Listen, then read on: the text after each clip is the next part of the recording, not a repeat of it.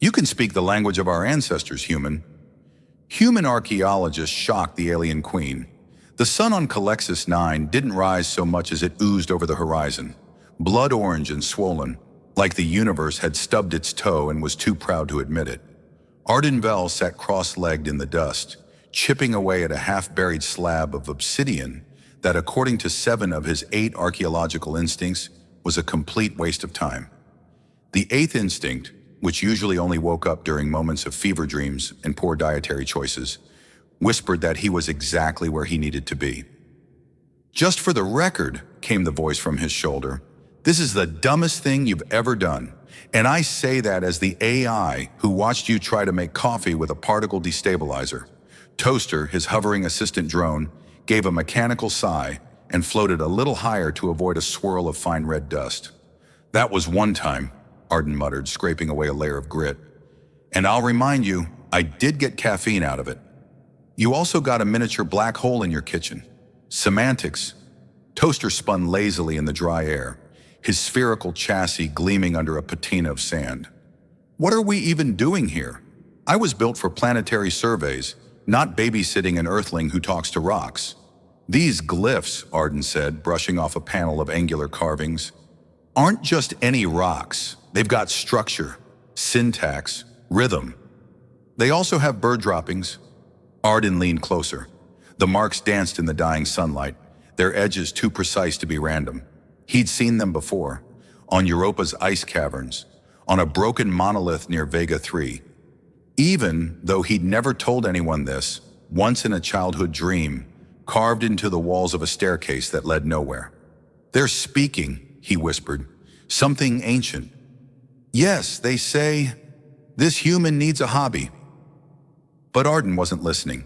His fingers traced the last glyph in the sequence, and something clicked, literally. A soft chime hummed under the surface, followed by a mechanical groan, like an old starship stretching after a long nap. The slab trembled, then split down the center. "Okay," Toaster said, drifting back quickly. "Bad slab. Don't trust it. It's slabbing something." A breath of cold air escaped the opening. Beneath it lay a staircase descending into obsidian darkness, rimmed with pulsating lights in deep amethyst and green. Arden's heart raced. "Do not go in there," Toaster warned. "I've read this story. First it's stairs, then it's voices in your head, then boom, you're wearing robes and declaring yourself Space Pope." "Stay here if you're scared," Arden said, already sliding into the darkness. "I'm an AI. I don't feel fear," Toaster said, following. "I feel profound skepticism." The staircase wound deep, the air growing colder with each step. Strange lights moved along the walls like bioluminescent organisms watching them pass. Somewhere below, a rhythm pulsed. Not quite sound, not quite thought. It felt like a heartbeat, or a memory. When they reached the final step, Arden found himself standing before a door. Not metal, not stone. Something in between, like petrified crystal woven with threads of light. His hand moved on its own, pressing to the center glyph. The door dissolved. They stepped into a vast chamber. Vaulted ceilings arced high above, adorned with carvings that twisted and shifted when he wasn't looking directly at them. Floating orbs lit the space in a soft, iridescent glow. In the center, on a dais of hovering stone, stood a figure. Humanoid, tall, regal, female. She was clad in metallic robes that shimmered like water seen through starlight, and her long hair floated as if underwater. But what arrested Arden's breath were her ears, long, arched, and luminous at the edges. She opened her eyes. They were not eyes made for seeing in the same way humans did. They were deep wells of memory, star maps etched in color, dreams given form. She stepped forward, her voice a whisper that cut through the silence like a comet through dark space. "You can speak the language of our ancestors, human." Toaster made a noise that could only be described as a nervous chirp. Arden's mouth opened, then shut again. "Well, I studied a bit." Her gaze intensified. "You pronounced the gate key glyphs correctly.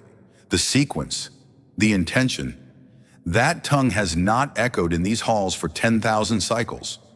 "Lucky guess?" She stepped closer. The guards around her moved as if they had always been there, their armor sleek, their weapons humming with deadly purpose. But one glance from her stilled them.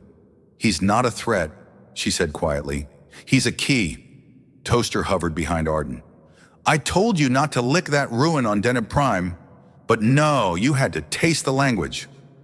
Arden turned slowly toward the Queen. "Look, I just came here to study some glyphs. I didn't mean to unlock anything, or be key-shaped." The Queen's lips twitched, almost a smile. "What is your name, Keybearer?" "Arden Vel, Earth, and you are?"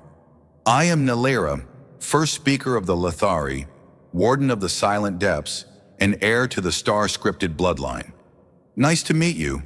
Do you, have coffee here?" She tilted her head, then murmured something in her own tongue. The guard stepped back. A platform rose from the floor, shimmering with symbols that responded to Arden's presence.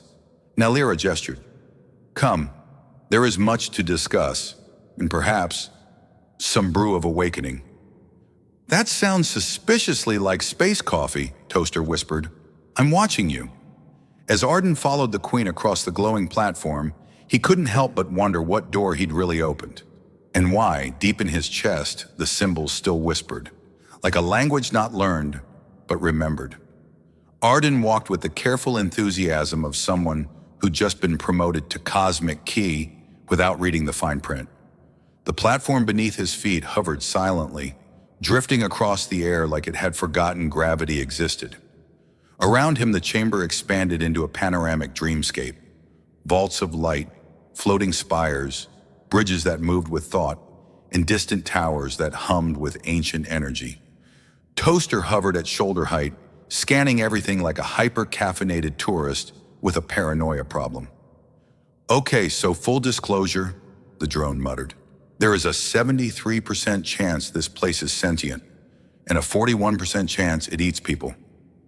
"Then there's a 100% chance you'll go first," Arden whispered back. Nalira walked ahead of them, regal and unreadable, the long folds of her robe trailing behind her like strands of liquid starlight. She hadn't spoken since the chamber, but her presence was loud enough, like standing near a cathedral that happened to also have opinions.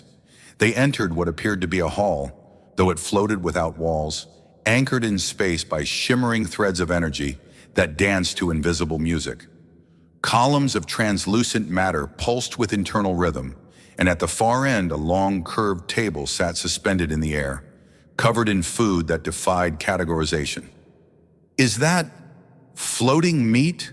Arden whispered, pointing at a sliver of pink flesh rotating gently above a pedestal. "I think it's vibrating," Toaster replied. "Meat should not vibrate. That's a rule." Nalira gestured for them to sit. Arden hesitated, unsure whether the hovering seat was designed to support a human skeleton or just judge it silently. He sat anyway and instantly felt the chair conform to his shape with unnerving precision. "Please," the Queen said at last, breaking the silence. "Eat, speak. You are far from your home." Arden blinked. "That's one way to put it.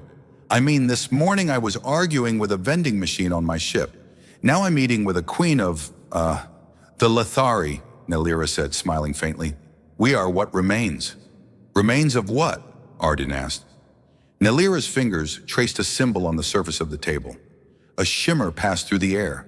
Above them, a holographic sphere ignited. Planets, stars, and lines of ancient text spiraling in slow orbits. "We were once many, a civilization of memory and precision. We wrote with light and thought. But then, we lost the song." Toaster emitted a soft beep.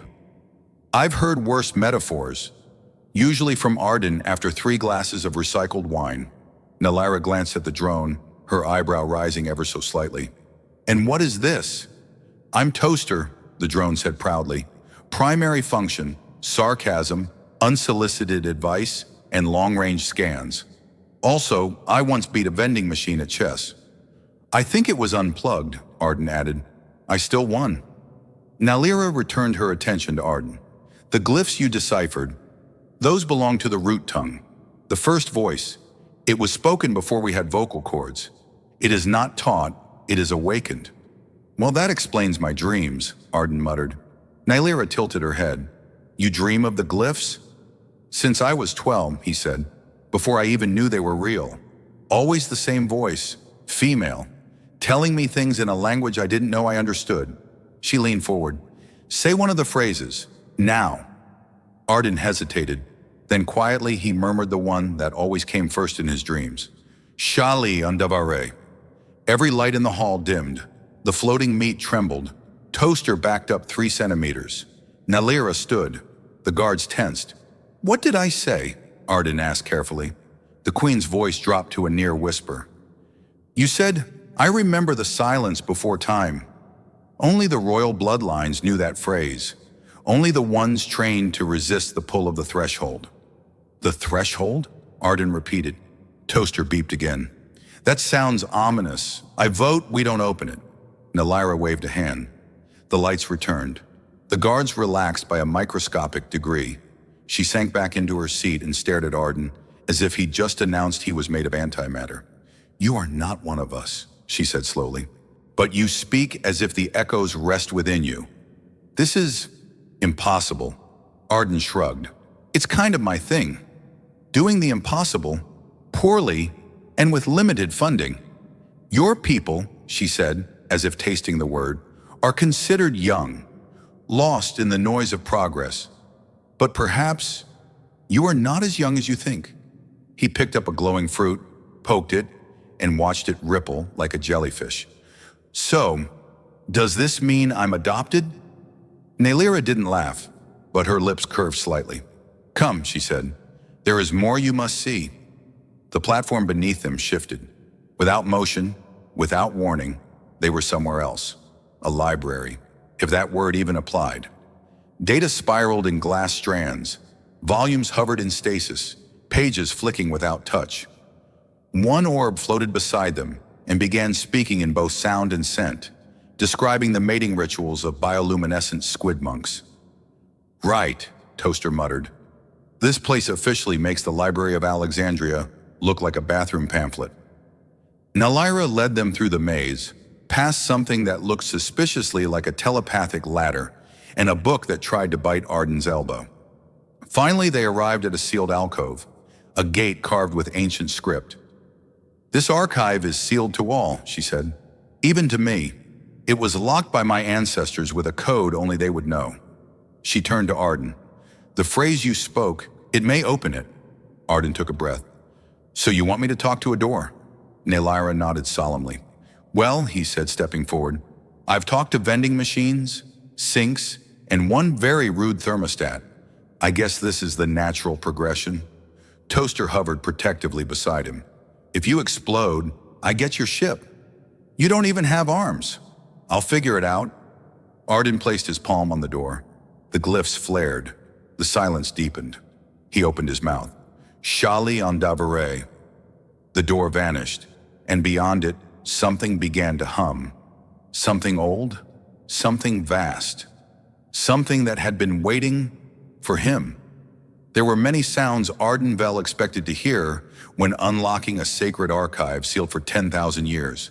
An ominous hiss, maybe, or the low rumble of ancient machinery yawning awake. He hadn't expected music, and not the grand orchestral kind one might associate with galactic secrets. No, this sounded suspiciously like humming. Not mechanical humming, actual humming, off-key, as if someone or something was bored and trying to pass time with a tune it only half remembered. I swear, Toaster said, tilting side to side like a confused parrot, if there's a karaoke alien in there, I am deleting myself. The room beyond the now vanished door was round, high-ceilinged, and ringed with more floating crystal data rods than Arden could count. Some spun slowly, others remained still, and in the center of it all, seated cross-legged on what appeared to be a gravity-defying cushion, was a holographic projection of a Lithari, older than Nylira, eyes closed, lips moving gently to a beat only he seemed to feel. He looked serene. He also looked half asleep. I think we just walked in on meditation hour, Arden whispered. The hologram flickered once, then opened his eyes. Well, took you long enough, he said. Arden blinked. Excuse me? I said it took you long enough. I've been in standby mode for 9,623 years, give or take a few weekends. Toaster beeped. Okay, we've officially entered the sassy elder hologram portion of the sci-fi adventure. Classic, the projection stood, dusted off his non-existent robes, and stretched. Ah, that's better. Nothing like 10 millennia of data compression to give a guy temporal cramps. So, he turned to Arden. You must be the human. Technically, yes, though I answer equally well to confused archaeologist, accidental prophet, and hey, you with the dirt on your pants. Nelyra stepped forward cautiously. You are Counselor Keltherin. This projection, it was restricted to the bloodline. Still is, Keltherin said, winking at her. But the door opened, didn't it? That means the boy here's got some serious echoes in his soul.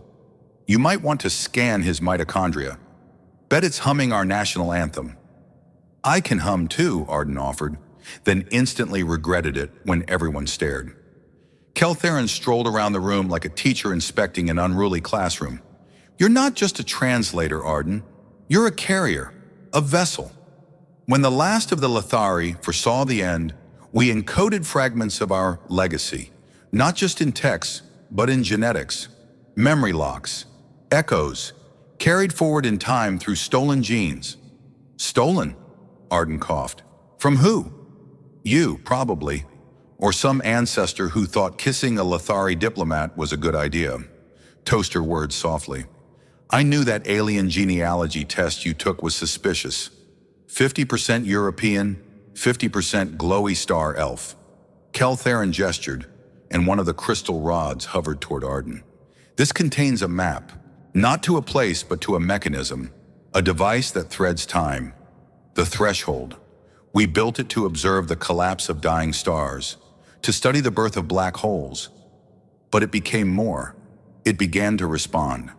Nelyra's voice was hushed. The ancients said the threshold was sealed for fear it would speak. Keltherin nodded. It did speak, not in words, in choices. It showed futures, possibilities, and sometimes it showed lies. Sounds like my ex, Arden muttered. To use it, the hologram continued, requires more than intellect. It needs memory, the kind that lives in bones, in blood. You, Arden Vel, are a bridge. Human curiosity laced with Lethari code. You're what we hoped would walk through the fire and ask the right question. What's the question? Keltherin grinned. That's exactly the right one. Toaster tilted. Okay, but follow up. What happens if he asks the wrong one? The lights in the room flickered.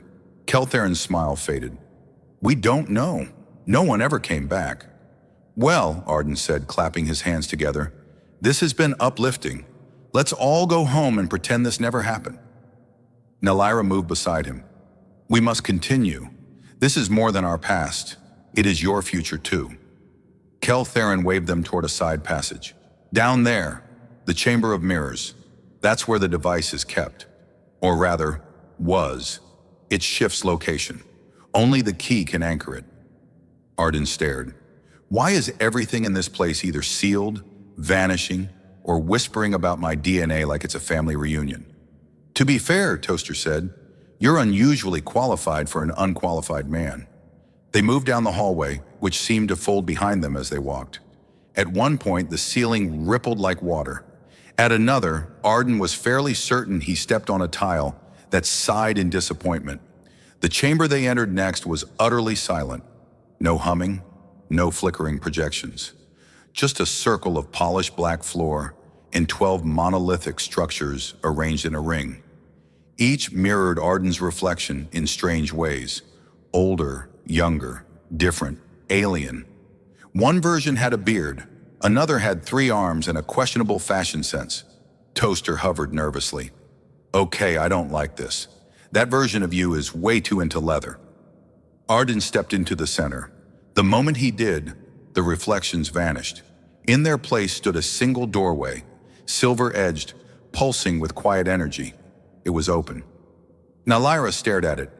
It responds to you. I don't even respond to my morning alarm. She stepped closer, her hand brushing his.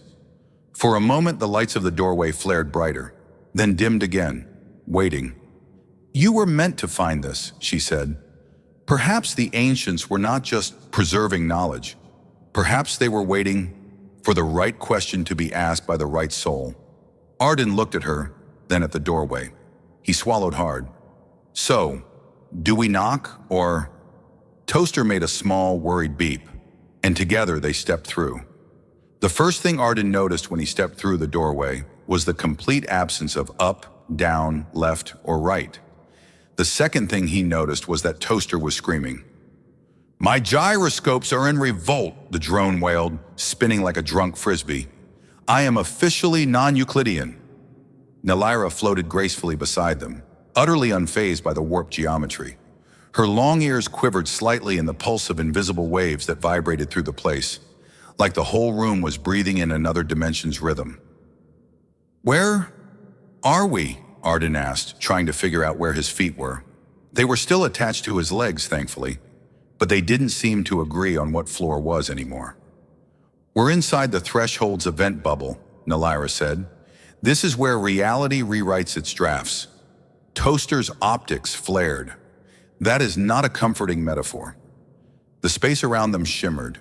There were shards of moments suspended mid-thought, a flower blooming in reverse, a tear climbing back into an eye, a book unwriting itself line by line. It was beautiful in the way that also made you want to lie down and question your entire relationship with time. "Okay," Arden whispered. "So what exactly are we doing here?" Nelyra didn't answer immediately.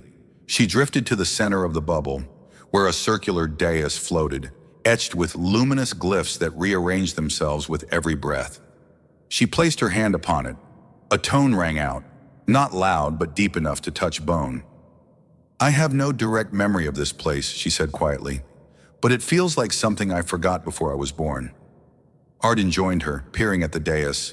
The glyphs shifted again, forming a pattern that pulsed with familiarity.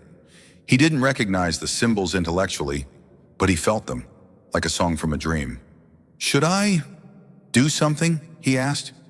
Toaster wobbled in low orbit, still mildly offended by the laws of physics. "Considering this room might be rewriting our atoms, I vote we don't press anything until we have a snack and a safety lecture." "I think it's already listening," Arden murmured. He reached out and touched one of the glowing sigils. The entire chamber froze. The light flattened. Sound vanished. Then everything exploded into motion. Not with force, but with memory. Arden became 1,000 versions of himself, standing in alien landscapes, holding conversations with figures made of starlight, running from temples that bent sideways into clouds.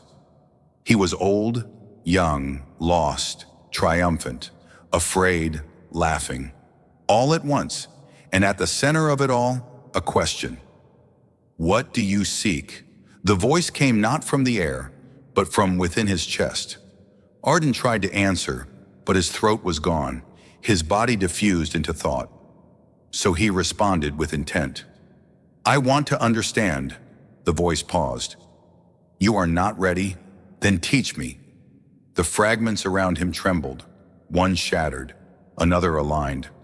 Curiosity is dangerous here, but it is also the key. Arden reformed. Bones, skin, clothes, hair refusing to land in their usual places for a moment. He stumbled, then caught himself. Nelyra was watching him closely. Her face held concern, but also something else, a quiet awe.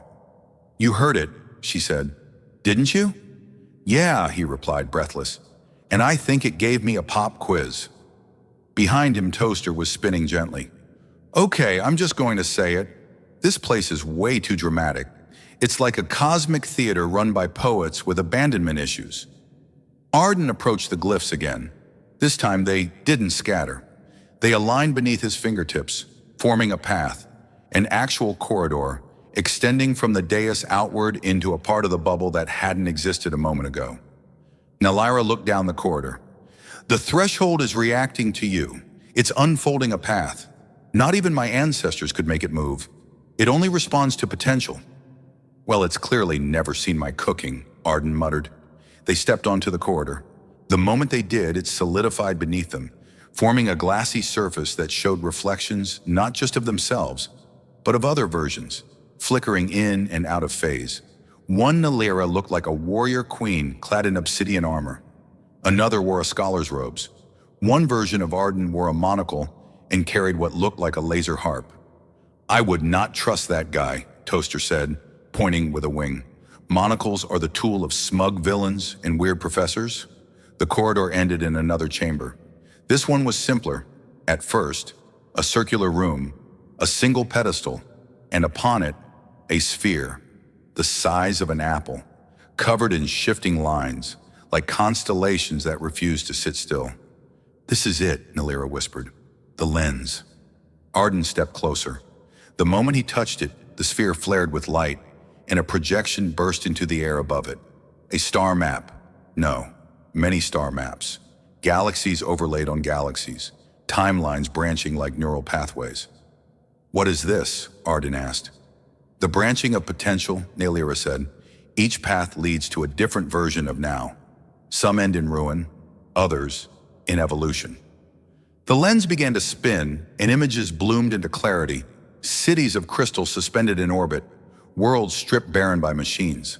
A solar system blooming with organic technology, pulsing in unison. A war that burned across 10,000 worlds.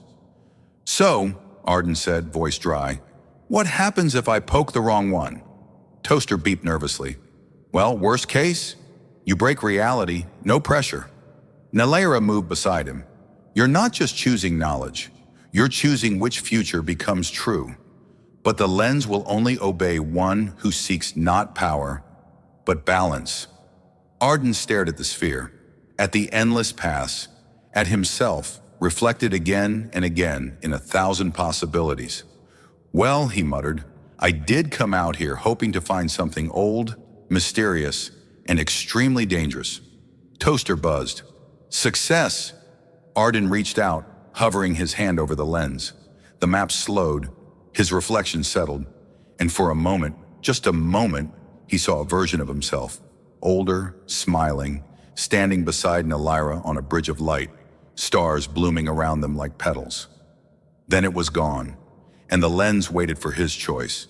Arden wasn't entirely sure if his hand had moved on its own, or if he had consciously reached toward the future that felt like the least likely to involve explosions.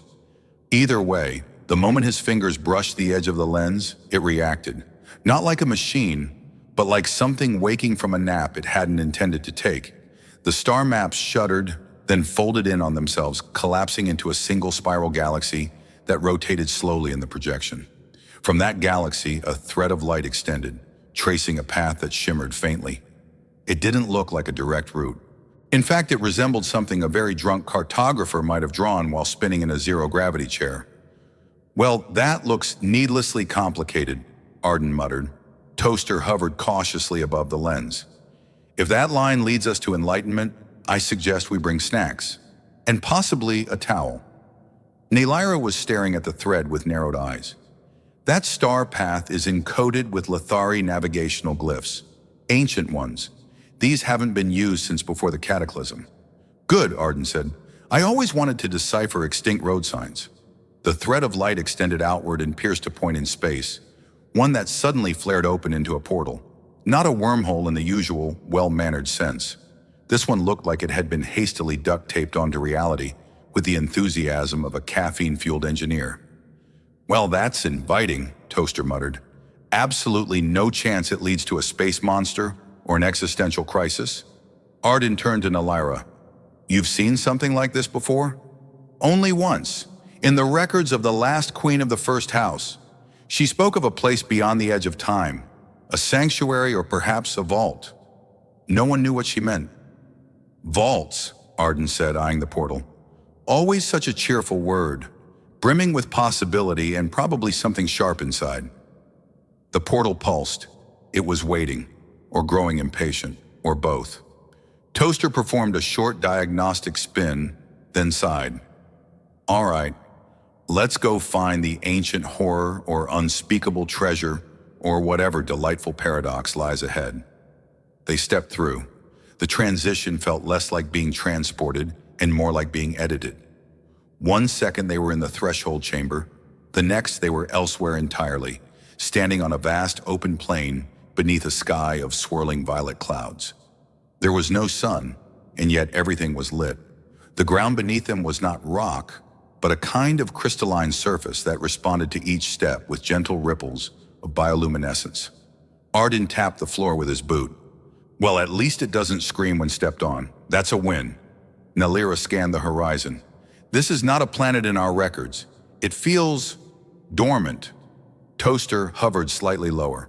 Dormant like a peaceful slumber? Or dormant like a trapdoor spider? They walked, following the faint trail of glowing patterns that lit the surface ahead of them. As they moved, the horizon shifted subtly, revealing a distant structure.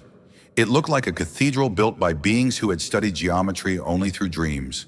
Spires that bent sideways, arches that led into themselves, and a doorway shaped like an open eye. When they reached it, the door opened without touch or word. Arden peered inside and found a hall lined with columns, each etched with reliefs that moved slightly when he wasn't looking directly at them. I'm starting to think ancient Lethari architects were also mildly unhinged, he said. Nalira stepped beside him, her voice hushed. These are not Lethari. They're older. Proto-Lethari, perhaps. The ones before. Toaster beeped. Of course, because what every ruined civilization needs is an even older one with even bigger secrets. Classic escalation. At the far end of the hall stood a dais. Upon it rested a second lens, larger than the first and covered in denser, more chaotic constellations. But this one wasn't inert. It pulsed with rhythm, with awareness. Do we touch this one too? Arden asked. Toaster groaned. Please, no. Can we just look at it? With our eyes? But the moment Arden stepped closer, the lens activated, projection bursting upward in a cascade of data, images, voices, equations, and then something else. It spoke. Welcome, Echo Bearer. You carry the spark. Great, Arden said. Now I'm a walking fire hazard. Nalira was staring wide-eyed. It's aware. Not just an archive, this is an entity. The lens responded again, and this time its words were not spoken, but felt, pressed into the fabric of their minds. Long have we waited. The threshold was a door. This is the memory of the hand that built it. Arden felt something flicker in the back of his skull. Images, names, places he'd never known, but suddenly remembered. A star burning from within, a cradle built around a black hole, a race of beings who use thought as scaffolding for reality. Whoa, he whispered. I just remembered someone else's first kiss and a planetary evacuation. Not in that order. The lens pulsed again. You must choose. Restore what was, or become what must be. One path leads to preservation, the other to transformation. Toaster buzzed. Are we voting? Because I'd like to put forward a motion for no cosmic burden. Nalira stepped forward, and if we choose wrong, the lens stilled. There is no wrong, only cost. Arden sat down abruptly on the edge of the dais. You know, when I was a kid, I wanted to be a paleontologist. Dig up bones, name a dinosaur, maybe publish a paper. Nalira tilted her head. And now? Now I might rewrite the evolutionary trajectory of sentient life. No pressure. The lens showed them two possible futures. In one, a rebuilt Lethari empire, united with Earth, blending technology and biology into something beautiful, but familiar, safe. In the other, something new, a civilization unrecognizable by current terms. Fluid, thought-driven, no borders, no rulers. Just a network of interconnected minds evolving at a pace beyond comprehension. Arden exhaled slowly. This is going to be the worst thesis defense in history. He looked up at Nalira, who simply nodded, the faintest smile tugging at her lips. Whatever you choose, Arma, she said, I will follow. Toaster floated behind them. For the record, I still think we should have stopped for snacks. And Arden reached out again. Arden didn't know whether he chose or if the choice chose him. The moment his fingers touched the surface of the second lens, a pulse of energy rolled out like a breath held too long, finally exhaled. The air grew thick with a shimmer, like the universe itself was considering sneezing. And then the floor disappeared. No, that wasn't right. The concept of floor simply opted out of existence for a bit. Arden and the others didn't fall so much as tumble through layers of meaning. Color gave way to temperature, temperature gave way to thought, and then they were simply elsewhere, assembled again, mostly correctly. Mostly. I have 5 toes on my left foot, Arden muttered, and 6 on the right. That's new. Toaster word, doing a frantic system scan.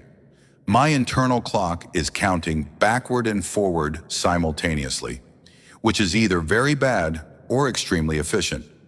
Nelyra, for her part, seemed entirely composed. Or maybe that was just how her species processed brain-melting, cosmic transitions. Her ears twitched once, subtly, and she looked around the new space. It wasn't a room, it wasn't a world. It was something in between, like a transit lounge for extremely opinionated particles of consciousness. Shapes hovered just out of focus, speaking languages made of gravity and taste. One of them approached. Arden blinked.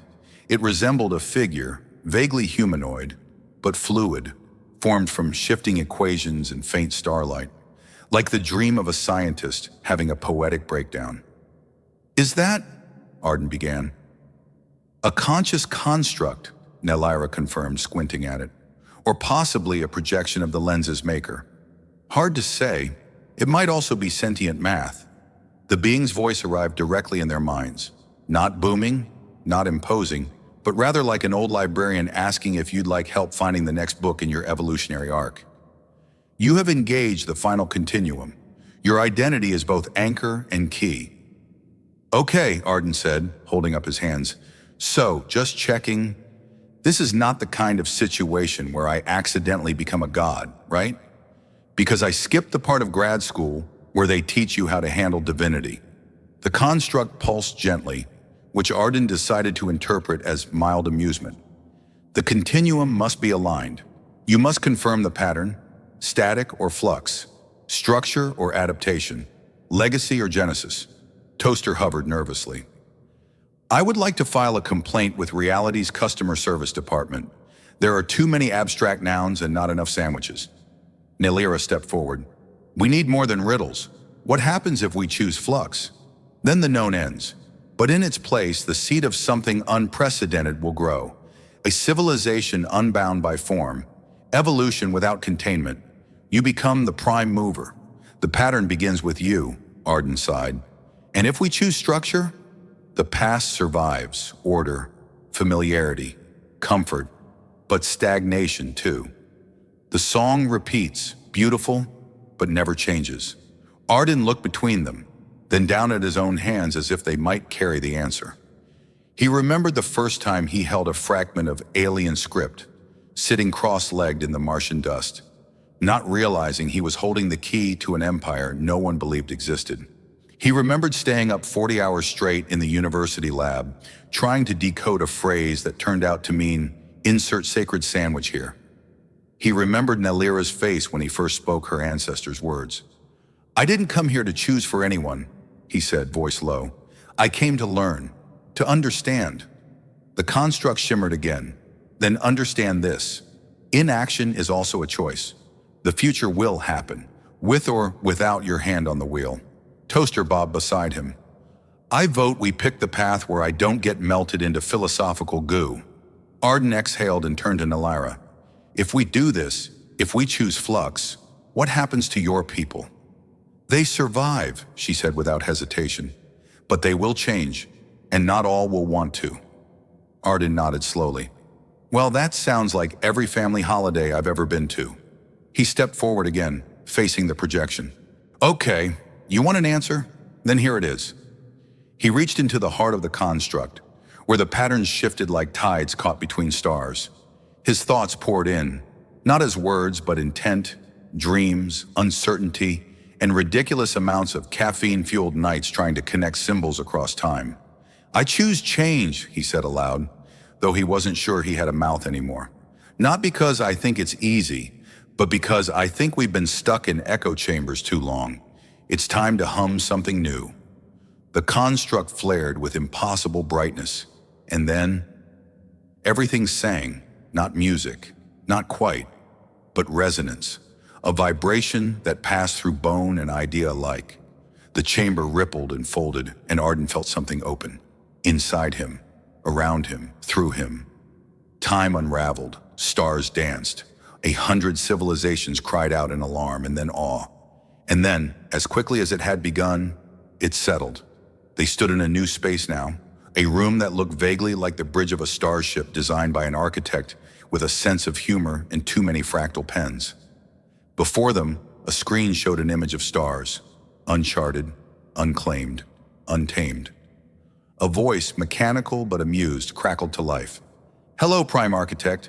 Shall we begin initialization of the emergent lattice?" Toaster tilted. "Okay, that's a job title you're going to want on your business card." Arden turned, blinking slowly. "Did I just agree to lead a civilization built on flexible physics and collaborative thought?" Nalira smiled just slightly. "You agreed to write the prologue. The rest, we'll write together." Toaster buzzed cheerfully. "As long as I get a department and an espresso machine." The stars ahead glittered like waiting ideas, and behind them the lens dimmed, for now. The first city of the emergent lattice wasn't built with bricks or steel or even nanomatter. It unfolded. Thought by thought, idea by idea, each mind contributing a thread to the weave. Arden watched it from the balcony of what might generously be called a central hub, sipping a mug of synth coffee that tasted suspiciously like toasted motor oil and cinnamon. He swore the building added a spiral staircase behind him every time he blinked. "All right," he said aloud, squinting at the floating gardens that bloomed between gravitational layers. "This is either the most advanced civilization ever imagined, or I've had a stroke." Toaster hovered in with a sparkly new chassis, sleek, indigo, and suspiciously smug-looking. "If you've had a stroke, it's a very symmetrical one. Also, I'm now officially Chief Systems Coordinator of Spatio-Temporal Infrastructure, which I think means I control the mail." "You barely understand sarcasm," Arden muttered. "I understand enough, especially now that I've downloaded 76% of the galaxy's comedic history. By the way, your 20th century dad jokes are considered a Class 2 pun offense here." Arden nodded solemnly. "A tragic but fair ruling." From behind, the soft sound of boots on fractal flooring made him turn. Nalira stood beside him, arms folded, her long ears gently tilted back in the windless breeze that passed only through higher planes of dimensional logic.